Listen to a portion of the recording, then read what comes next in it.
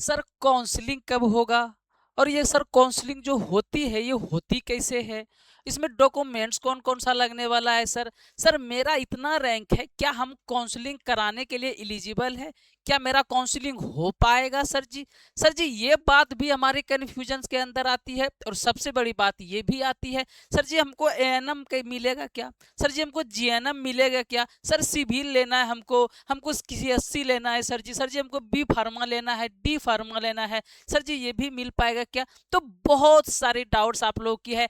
आइए इस वीडियो में काउंसलिंग के रिगार्डिंग जितनी भी डाउट्स है उन सारे डाउट्स को हम लोग खत्म करते हैं और सारी चीजों पर बारीकी से हम लोग चर्चा करते हैं।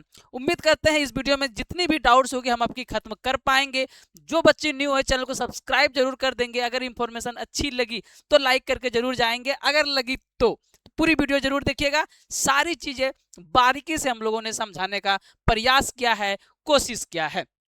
काउंसलिंग क्या होती है ये तो बताने वाले, और काउंसलिंग किस दिन होगी एग्जैक्ट डेट हम आपको इस वीडियो में बताने वाले हैं। क्या क्या डॉक्यूमेंट्स है जो आपको तैयार कर लेनी चाहिए, क्योंकि जब काउंसलिंग शुरू होगी तो 2 से 3 दिन का ही टाइम मिलेगा, और अगर आपके पास डॉक्यूमेंट्स नहीं होगी तो भाई साहब आपका एडमिशन तो फिर नहीं हो पाएगी, है कि नहीं, क्योंकि काउंसलिंग ही नहीं कर पाओगे। और करना कैसे वो सारा कुछ बताते हैं। आइए पहले हम लोग अपने शुरुआती से शुरुआत करते हैं और समझने का प्रयास करते हैं। कट ऑफ की रिगार्डिंग भी थोड़ी बहुत चीजें हम आपको समझाने का कोशिश करेंगे। और बहुत सारे बच्चे ऐसे हैं जिसका बहुत अच्छा रैंक है पर वो काउंसलिंग में गलती कर देते हैं, जिसके कारण उसको कॉलेज भी नहीं मिल पाती है। तो वो गलती नहीं करना है। और दूसरी बात, बहुत बच्चे ऐसे हैं जिसका बहुत ज्यादा रैंक आ गया है और वो परेशान हो गए हैं, वो डर गए हैं, तो उसको डरना नहीं है बाबू। उसको भी सोल्यूशन बताएंगे कि काउंसलिंग में क्या आप लोग कर सकते हैं, क्या कोशिश कर सकते हैं। मोपअप काउंसलिंग क्या होता है, सेकेंड राउंड सीट अलॉटमेंट क्या होता है, फर्स्ट राउंड सीट अलॉटमेंट क्या होता है, उसका आप फायदा कैसे उठा पाते हो। अगर आपका रैंक अच्छा है तो उसमें से आप टॉप कॉलेज में एडमिशन कैसे ले सकते हो, कैसे आप जीएनएम ले सकते हो, एएनएम ले सकते हो, सिविल में एडमिशन ले सकते हो, कंप्यूटर साइंस ब्रांच में आप एडमिशन ले सकते हो, अच्छे रैंकों का अच्छे से फायदा कैसे उठा सकते हो। और आपका रैंक ज़्यादा हो गया है, 15,000 प्लस रैंक है आपका, 20,000 प्लस रैंक है आपका, 10,000 प्लस रैंक है आपका, और आप माथा में हाथ धर दिए हो, तो आप क्या कर सकते हो। ऐसा कौन सा गलती है जो आप नहीं करोगे और जो ज़्यादा रैंक वाले यानी अच्छे रैंक वाले करेंगे, और आप वो गलती नहीं करोगे तो उसका सीट आपको मिल पाएगी, यानी ज़्यादा रैंक होने के बावजूद आपको कॉलेज मिल पाएगी। सारी चीज़ों को हम लोग समझने का प्रयास करेंगे। आइए हम लोग टॉपिक को शुरू करते हैं और बारीकी से जितनी भी डाउट्स आपकी हमारे पास आई है, हमारे पास कॉमेंट में आई है, सबको दूर करते हैं। और किसके रिगार्डिंग वीडियो चाहिए होगा कमेंट जरूर बताइएगा, हम सारी डाउट्स आपकी क्लियर करने के लिए यहाँ तक है।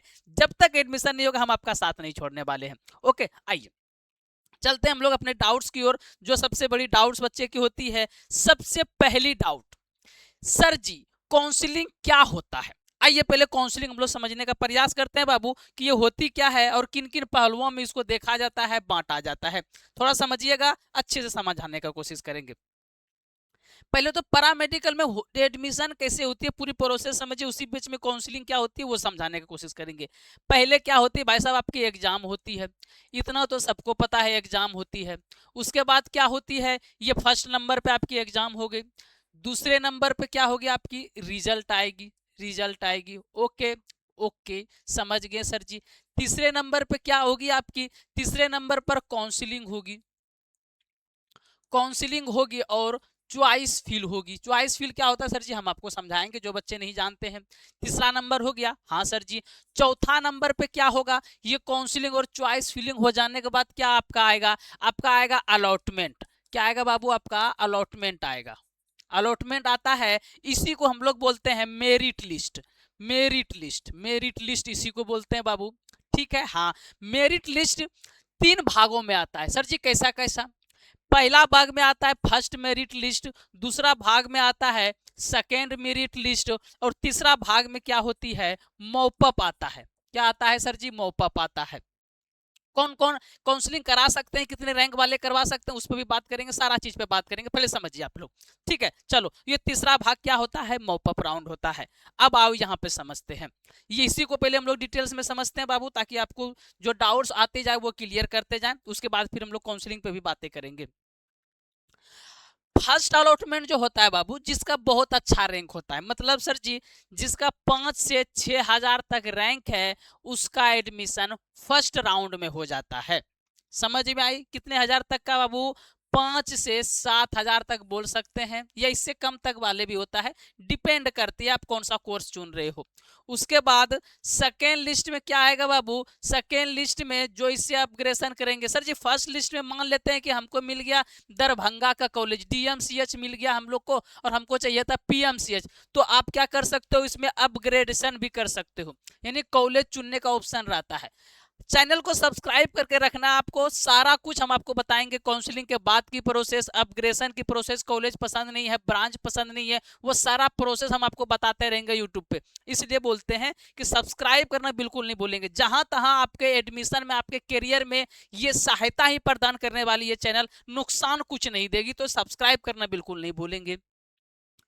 समझ गए आप लोग? कॉलेज पसंद नहीं है, आप लोग अपग्रेड करा सकते हो, कॉलेज चेंज करा सकते हो, ब्रांच यानी कि कोर्स चेंज करा सकते हो, और जिसका इसमें नहीं आया है तो 7 से 15,000 तक वालों का क्या होगा बाबू, यहाँ पर एडमिशन होगा, और जिसका कैटेगरी रैंक अच्छा है तो 20,000 तक वालों का भी सेकेंड लिस्ट में आ जाएगा, और पॉलिटेक्निक वालों का 30,000 तक में भी एडमिशन आ जाएगा सेकेंड लिस्ट में।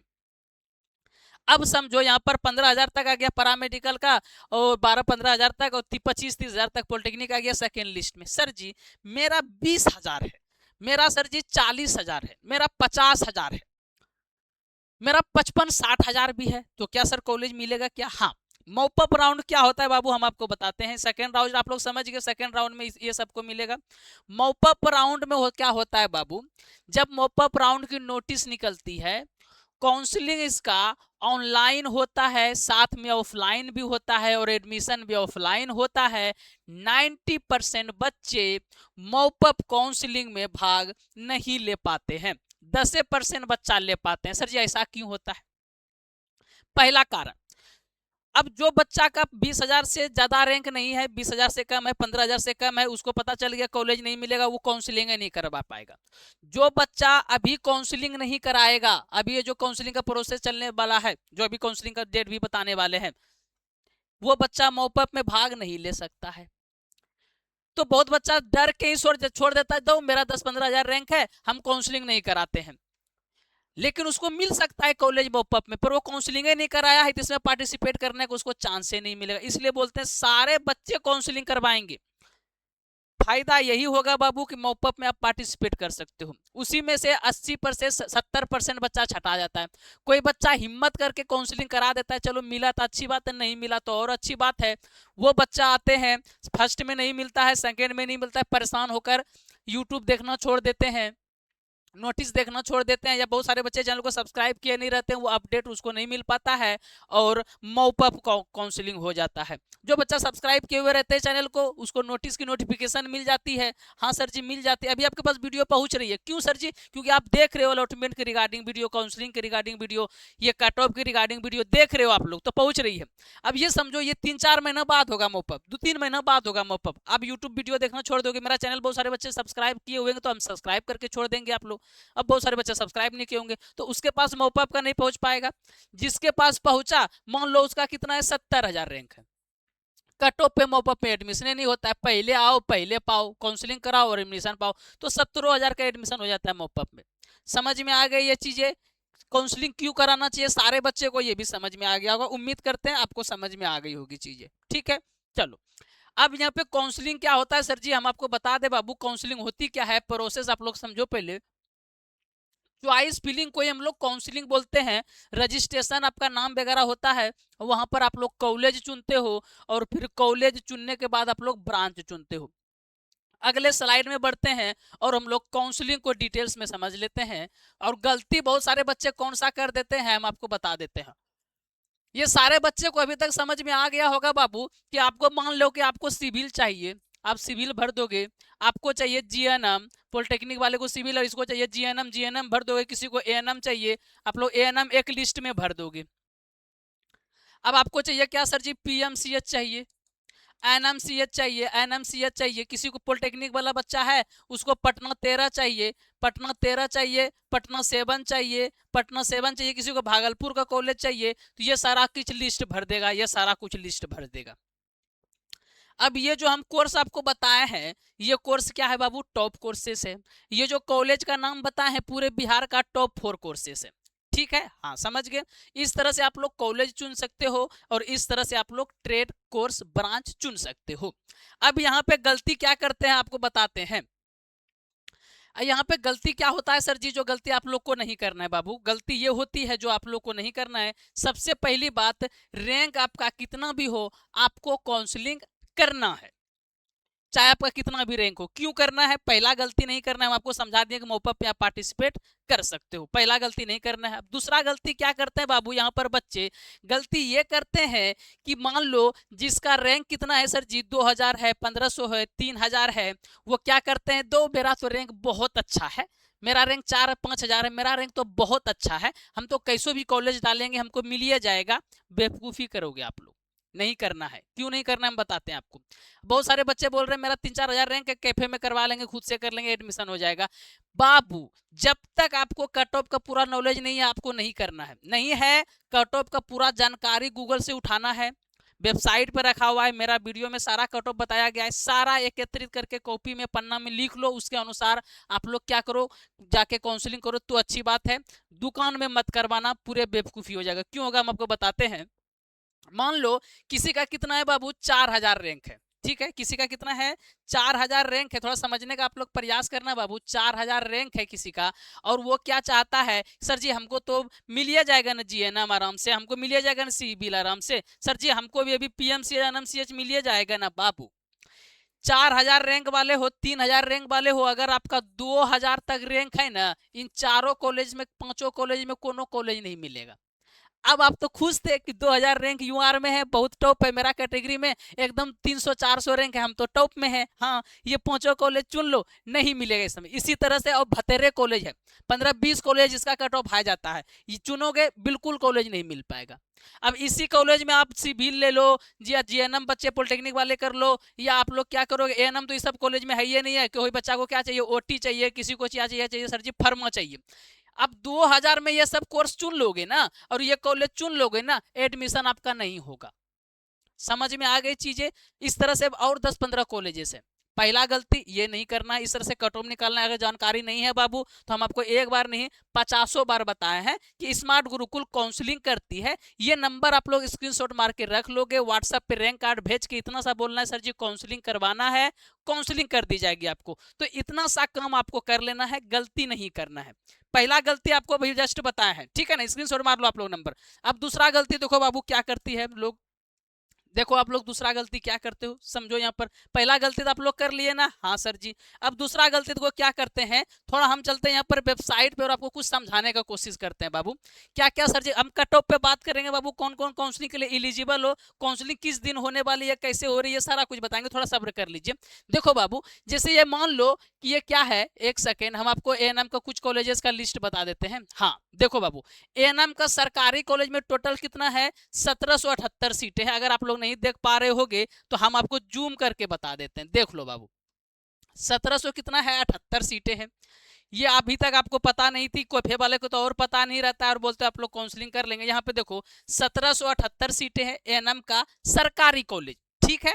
लेकिन प्रॉब्लम देखो यहाँ पे क्या है बाबू, क्या है, बिहार सरकार देखो किस तरह काम करती है। 1778 सीटें है यहाँ पे सरकारी में, और यहाँ पे नीचे स्क्रॉल करोगे ना तो ये सब देखो प्राइवेट कॉलेज का लिस्ट आपको दिख रहा होगा, सारा प्राइवेट कॉलेज है, सारा का सारा यहाँ पर प्राइवेट कॉलेज है बाबू, सारा का सारा प्राइवेट कॉलेज है। देख रहे हो यहाँ पर कितना प्राइवेट कॉलेज का लिस्ट दिख गया। हाँ तो 1700 अगर जीएनएम का कॉलेज है बाबू, 1700 अगर जीएनएम का कॉलेज सीट है, तो यहाँ पे आप लोग ये समझो कम से कम जीएनएम का जो सीट है 6 से 7 हजार प्राइवेट कॉलेज है। नहीं समझे आप लोग, थोड़ा समझो आप लोग, देखो यहाँ पे समझो आप लोग। अगर मान लो तो कि क्या सर जी 20 कॉलेज जो है, 20 कॉलेज क्या है, गवर्नमेंट है, क्या है, गवर्नमेंट है। तो यहाँ पर देखोगे कि 90 कॉलेज जो है, 90 कॉलेज कितना किसका है सर, पर 141 कॉलेज, सॉरी देखो कितना बढ़ गया है, 141 कॉलेज जो है ये प्राइवेट है, ये प्राइवेट है। और आपको थोड़ी ना पता है कि कौन सा सरकारी कॉलेज है और कौन सा प्राइवेट कॉलेज है, आपको नहीं पता है। काउंसलिंग के टाइम में सब एक के जगह दिखेगा। मिस्टेक से एक टू प्राइवेट भरा गया, आपको सबसे पहले प्राइवेट मिलेगा। अब प्राइवेट में एडमिशन कराने जाओगे, बोलेगा जीएनएम का दो 4.5 लाख, एएनएम का दो 1.5 लाख, तुरंत पैसा मांगेगा। आप तो बोलेगा अरे मेरा तो एकदम 1500 रैंक था, अब फिर एडमिशन कैसे नहीं हुआ। प्राइवेट में बहुत सारा बच्चा, पिछले साल कम से कम 60 से 70 बच्चा ऐसा था जिसका रैंक 5000 से नीचे था और वो प्राइवेट में एडमिशन हो गया था। उसको नहीं पता, दुकान वाले को नहीं पता, प्राइवेट भर देता है, क्योंकि प्राइवेट सरकार एक के साथ दिखता है। ये भी आपको आज ही पता चला होगा, पहले नहीं पता था, है ना। और लिस्ट में जब काउंसलिंग करने बैठोगे, दुकान में बैठोगे ना, तो प्राइवेट सरकारी उसमें लिखा भी नहीं रहता है। एक साथ 100 कॉलेज है, उसमें क्या है बाबू, उसमें 20 सरकारी है और उसमें 150, देखो 140 और 20, 160 कॉलेज में 140 जो है, 141 जो है प्राइवेट है, 20 को सरकारी है। कैसे छांटोगे आप लोग? आपको नाम ही नहीं पता है कौन सा प्राइवेट है कौन सा सरकारी। गूगल पे सर्च करोगे सब सरकारी ये दिखता है, क्योंकि ये भी अर्ध सरकारी के नाम में जाना जाता है। पर काउंसलिंग कराने के बाद जब एडमिशन कराने जाओगे तो पैसा लगेगा 4.5 लाख। ये गलती हो जाता है। समझ में आई चीजें? तो ये गलती नहीं करना है। उम्मीद करते हैं ये चीजें भी आप लोग समझ गए होंगे। ओके चलो अब आते हैं हम लोग, ये चीजें समझ गए हम लोग। हाँ सर जी, काउंसलिंग के लिए कौन कौन एलिजिबल है, काउंसलिंग कौन बच्चा करा सकता है, या फिर काउंसलिंग के लिए कितना रैंक चाहिए होता है, कितना रैंक चाहिए होता है, रैंक चाहिए होता है। तो बाबू दुनिया में कितना भी रैंक आपका आ जाए, आप काउंसलिंग करवा सकते हो ताकि आप पॉपअप में भाग ले सके, इसमें कोई प्रॉब्लम नहीं है। समझ गए आप लोग? उम्मीद नहीं, भरोसा करते हैं कि सारे बच्चे करा सकते हो। कौन से बच्चे? सारे बच्चे। एक और डाउट था सर जी, कि सर जी एक और डाउट था कि प्राइवेट कॉलेज के लिए कितना रैंक चाहिए। प्राइवेट कॉलेज के लिए जीएनएम करना चाहता है, सिविल या सीएससी या एएनएम करना चाहता है, तो प्राइवेट के लिए कितना रैंक चाहिए होगा सर जी? तो प्राइवेट के लिए रैंक का जरूरत नहीं पड़ता है बाबू। आप पैरामेडिकल का एग्जाम नहीं हो दिए हो, हमसे बात कर लेना या फिर कोई प्राइवेट कॉलेज में चले जाना, वो डायरेक्ट बोलेंगे लो बाबू एडमिशन हो जाओगे। डायरेक्ट एडमिशन होता है प्राइवेट के लिए, कोई कॉलेज चुनने की जरूरत नहीं है, कोई रैंक का जरूरत नहीं है। ये भी आप लोग समझ गए होंगे, हम इतना सा उम्मीद करते हैं। सारा कुछ समझ गए, जो जो डाउट सा सारा समझा दिए। अब आते हैं हम लोग डॉक्यूमेंट पर, कि सर जी डॉक्यूमेंट्स कौन सा लगेगा काउंसलिंग में, है ना। डॉक्यूमेंट्स कौन सा लगने वाला है काउंसलिंग में? तो डॉक्यूमेंट्स लगने वाला बाबू आपका एक लगेगा रैंक कार्ड। क्या लगेगा आपका? एक रैंक कार्ड लगेगा। और जब आप फॉर्म भरे थे तो मोबाइल नंबर आप लोग दिए होगे, एक फोन नंबर दिए होगे फॉर्म भरने टाइम, फोन नंबर। और एक क्या दिए होगे आप लोग? ईमेल दिए होगे, ईमेल आईडी दिए होगे। फॉर्म भरते टाइम अगर नंबर है तो काम चल जाएगा, या फिर सिर्फ ईमेल है तो काम चल जाएगा। दोनों में से कोई एक रहना ही चाहिए आपके पास। ये 3 ही चीजें आपको लगेगा काउंसलिंग करने में। इतना ही डॉक्यूमेंट लगता है, ज्यादा डॉक्यूमेंट की जरूरत आपको नहीं है, ज्यादा दिमाग लगाने की भी आपको जरूरत नहीं है। ये भी समझ गए होंगे, उम्मीद करते हैं। चलो, बहुत सारे बच्चे बोल रहे थे सर जी कितना कॉलेज है और कितना सीट है, थोड़ा वो डिटेल करके हमको बता दीजिए। तो आइए हम लोग क्या करते हैं, उस पर भी थोड़ा बात कर लेते हैं। पॉलिटेक्निक का कितना कुल सीटें है और पैरामेडिकल का कितना है वो देख लेते हैं। पहले देख लेते हैं हम लोग पॉलिटेक्निक का। पॉलिटेक्निक का कितना सीटें हैं सर जी? तो पॉलिटेक्निक का जो कुल सीटें हैं वो कितनी है? 18,000 है। कितनी है बाबू? 18,000 सीटें है। और कट ऑफ कितना जाता है? दुगुना जाता है। तो 18 गुना 2 कर देना, इतना तक रैंक रहेगा किसी लड़की का तो कॉलेज उसको मिल जाएगा। और इसी में सारे ब्रांच का 5 ब्रांच है ना बाबू, 4 ब्रांच मुख्य तौर पे है, तो आप लोग ये जोड़ सकते हो। और कुछ कुछ ब्रांच एक्स्ट्रा में जुड़ी हुई है, तो 4,000 एक ब्रांच में सीटें। सिविल में 4,000, कंप्यूटर साइंस में 4,000, इस तरह से कर करके है। अब पैरामेडिकल का अगर बात करें, कि सर कुल सीटों की संख्या कितनी है बाबू, तो कुल सीटों की संख्या कितनी आपकी? 10,000 है। कितना है बाबू? 10,000 है। 10,000 कट ऑफ गुना 2 कर देना है, ये जाता है कट ऑफ। यानी 20,000 तक अगर किसी लड़की का रैंक होगा यूआर में और कैटेगरी में अच्छा रैंक होगा तो उसको कॉलेज मिल पाएगा। सर जी इसमें किसका कितना कितना है, तो हम आपको बता दे बाबू। कि जस्ट अ सेकेंड, जीएनएम का जो सीट है, जीएनएम का जो सीट है बाबू 1900 सीट थी 2025 में, इस बार बढ़ेगा 2000 सीटें हो जाएगा। एएनएम का जो सीट है, एएनएम का जो सीट है बाबू 5100 है, और ये बाकी बचा कितना हो गया आपका 5100 इधर हो गया 1900 इधर, यानी 5 2 7 हो गया, बचा कितना 3000। और जो 3000 सीटें हैं, 3000 जो सीटें बाबू, 3000 जो बचा हुआ सीट आपको दिख रही है वो हो गया OT, lab technician, D pharma, x ray technician, ECG tech, ये सारे कोर्सेज की मिलाकर 3000 सीटें हैं। कट ऑफ दुगुना होगी, हम आपको सारा कुछ यहाँ पर बता भी दिए। उम्मीद करते हैं चीजें समझ भी गए होंगे आप लोग। अब आती है सर जी कि काउंसलिंग कब होगा, आइए उस पर बात कर लेते हैं हम लोग। काउंसलिंग होनी कब है आप लोगों की, काउंसलिंग सर जी कब होगा, फिक्स डेट बताइए। ओके सर जी, फिक्स डेट बताते हैं कि फिक्स डेट क्या होगा। फिक्स डेट क्या होगा काउंसलिंग का, बाबू अभी आईटीआई का रिजल्ट आया है आपके एग्जाम से पहले, इसलिए इस बार लंबा खिंचाएगा, नहीं तो एक हफ्ते के अंदर नोटिस आके काउंसलिंग शुरू हो जाती है आप लोगों की। लेकिन अभी आईटीआई का रिजल्ट आपसे पहले आया है, तो आईटीआई का काउंसलिंग 2 से 3 दिन में शुरू होगी। 3 दिन तक काउंसलिंग चलेगी, मतलब 5 दिन तो आपका खत्म हो गया। छठे या 7वें दिन आपका नोटिस आएगा कि पॉलिटेक्निक का काउंसलिंग शुरू हो गया। पॉलिटेक्निक का काउंसलिंग आपका 3 से 4 दिन चलेगा, यानी कि 7 और 2 9 दिन हो गया। 9वें 10वें या फिर 11वें दिन आपका नोटिस आएगा कि पारा मेडिकल का काउंसलिंग शुरू हो गया। समझ गए, पारा मेडिकल वाले को अभी 10 से 11 दिन वेट करना है, पॉलिटेक्निक वाले को 7 से 8 दिन वेट करना है बाबू। दोनों का काउंसलिंग एक साथ शुरू नहीं होता है, पॉलिटेक्निक का 2 दिन 3 दिन पहले होता है, और पारा मेडिकल का 3-4 दिन बाद, कभी कभी साथ में शुरू कर देता है, पर ज्यादातर देखा गया है कि एक ही साथ हो। काउंसलिंग में क्या सावधानी बरतना है ये चीज हम आपको समझा दिए, समझ भी गए होंगे आप लोग। और जो बच्चे को समझ में आ गया कि आपका इतना अच्छा कट ऑफ है, इतना रैंक है, आपका काउंसलिंग अच्छे से कराएंगे तो कॉलेज मिल जाएगा, और आप चाहते हैं कि आपसे कोई गलतियां ना हो, तो ये नंबर आपको दिख रही होगी, ये मेरा ऑफिस नंबर है, यहाँ पे आपको दिख रही होगी। अगर इस नंबर पे कॉल रिसीव नहीं हो पा रही हो, तो आपको कॉल रिसीव बाबू बहुत ज्यादा आने के कारण नहीं कर पाते, तो आपको एक काम करना है, व्हाट्सएप पे रैंक कार्ड भेजना है और एक ही मैसेज करना है, सर जी काउंसलिंग करवाना है। और बहुत सारे बच्चे जिस दिन रिजल्ट आया था उसी दिन मैसेज किए थे बाबू, तो उसका मैसेज बहुत नीचे चला गया था, तो व्हाट्सएप रिफ्रेश नहीं होने के कारण उसका मैसेज का रिप्लाई नहीं कर पाए हैं। तो आप लोग गुस्सा नहीं करेंगे, आप लोग बस दोबारा एक और मैसेज करेंगे, रैंक कार्ड भेजेंगे और बस इतना सा मैसेज करेंगे, सर जी काउंसलिंग करवाना है, आपका रिप्लाई चला जाएगा। अगर आपको कॉलेज मिलने का चांसेस होगी तो आपको बोल दी जाएगी, आपको एएनएम मिलेगा, जीएनएम मिलेगा, सिविल मिलेगा, कंप्यूटर साइंस मिलेगा, ओटी, इलेक्ट्रिशियन, जो भी कोर्सेज की चांसेस होगी आपको बता दी जाएगी, और फिर काउंसलिंग की डिटेल्स भेज दी जाएगी। कैफे या दुकान में काउंसलिंग मत करवाइएगा बाबू। अगर आपको आइडिया है तो खुद से कर लीजिएगा, अगर आइडिया नहीं है तो कैफे में नहीं करवाना। हम लोग करते हैं, 5 6 7 साल से करते आ रहे हैं, तो बेहतर काउंसलिंग हम आपके अनुसार करके दे पाएंगे। उम्मीद करते हैं हमारी बातों को समझ पाए होंगे। अगर इंफॉर्मेशन अच्छी लगी हो तो वीडियो को लाइक कर देंगे, और कोई अगर डाउट्स आपके अंदर बच जाती है तो कमेंट बॉक्स में कमेंट कर देंगे।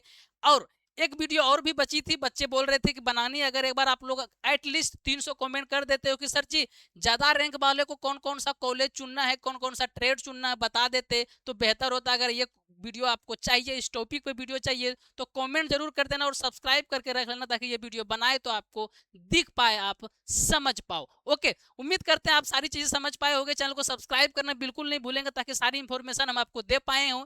और ये नंबर को स्क्रीनशॉट मार के जरूर रख लें आप लोग, ताकि आप लोग काउंसलिंग के लिए हेल्प ले सके। और व्हाट्सएप नंबर तीनों है बाबू, तो तीनों पे आप लोग क्या कर सकते हो, रैंक कार्ड भेज के मैसेज कर सकते हो। लाइक करना वीडियो को बिल्कुल नहीं भूलेंगे अगर इंफॉर्मेशन अच्छी लगी हो तो, और सब्सक्राइब करना बिल्कुल नहीं भूलेंगे।